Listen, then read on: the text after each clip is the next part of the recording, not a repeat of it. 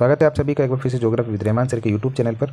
अब हम बात करेंगे यूरोप महाद्वीप का जो उच्चावच है उसको वहाँ की जलवायु किस प्रकार प्रभावित करती है और यूरोप महाद्वीप की जलवायु का वर्गीकरण। कुल मिलाकर के हमको इस चैप्टर में यूरोप महाद्वीप की जलवायु का वर्गीकरण करना है। बाकी प्रश्न आपको जो है घुमाने के लिए दे रखा है, ठीक है ना। यानी कि यूरोप को वहाँ की जलवायु किस तरीके से प्रभावित करती है, वहाँ की जलवायु का वर्गीकरण कीजिए।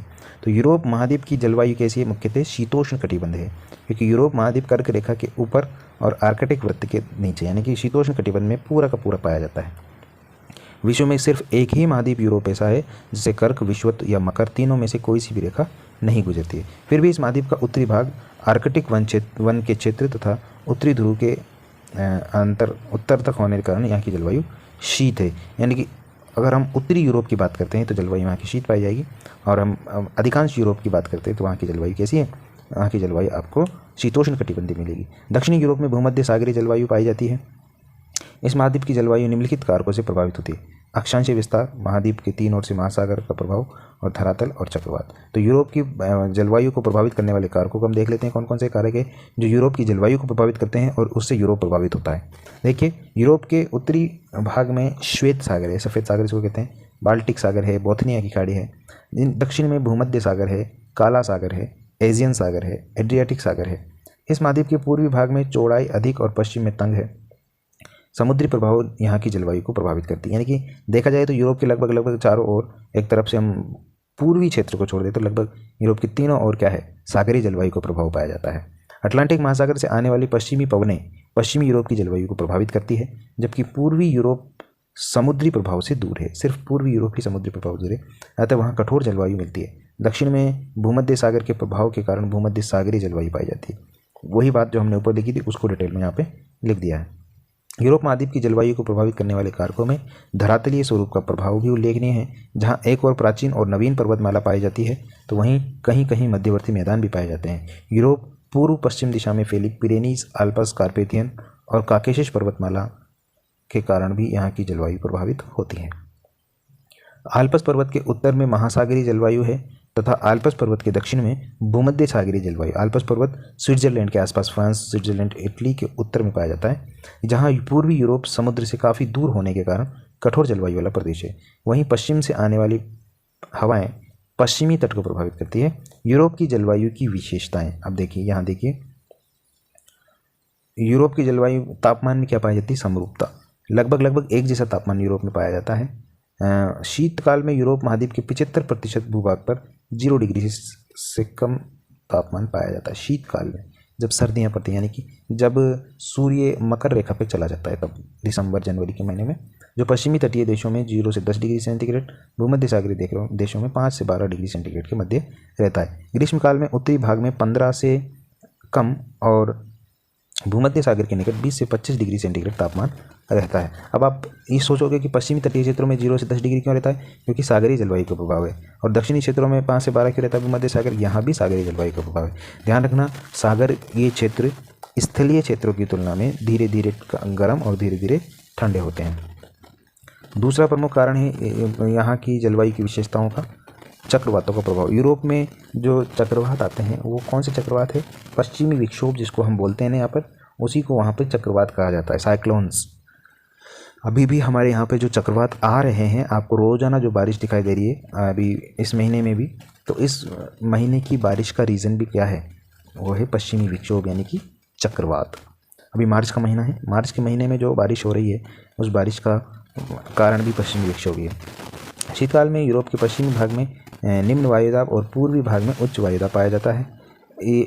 तो पूर्वी भाग में उच्च वायुदाब जब होता है तो वो बारिश को आकर्षित करता है, जिस कारण जो है ग्रीष्म ऋतु में अटलांटिक महासागर के आइसलैंड के निकट निम्न वायुदाब का क्षेत्र होता है, जिसके कारण उत्तरी पश्चिमी हवाएं चलने लगती है।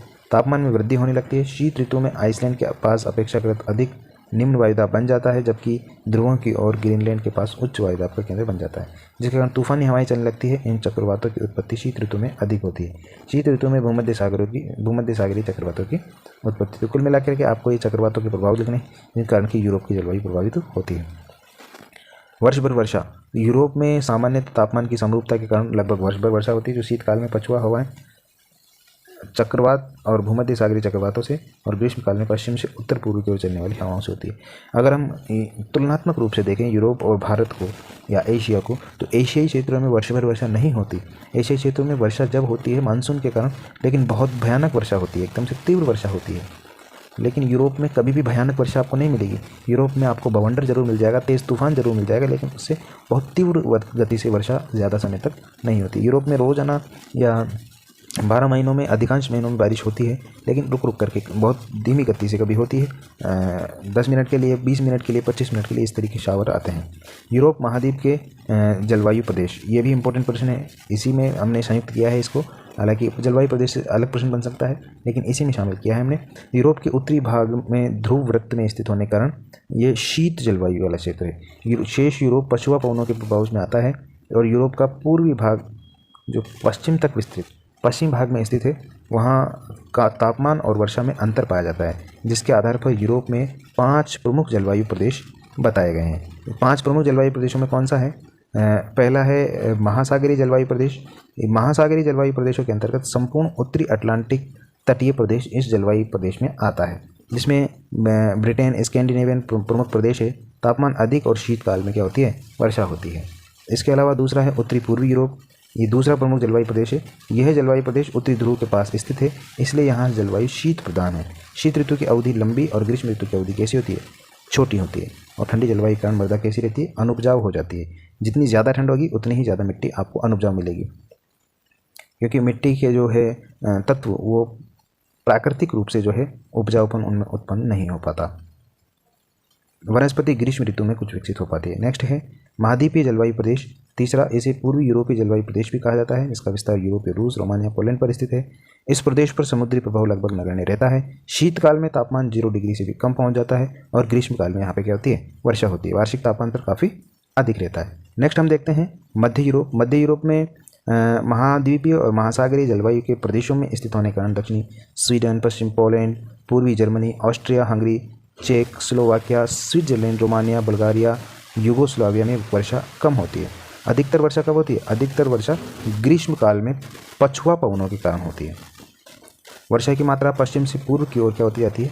कम होती जाती है। ऐसी जलवायु दशा के कारण रोमानिया और हंगरी का क्षेत्र मक्का उत्पादन के लिए विख्यात है। तो मध्य यूरोप की जलवायु होगी। इसके बाद हम देखते हैं भूमध्य सागरीय जलवायु प्रदेश। तो यूरोप का भूमध्य सागरीय तटीय प्रदेश जो है इस जलवायु प्रदेश के अंतर्गत आता है।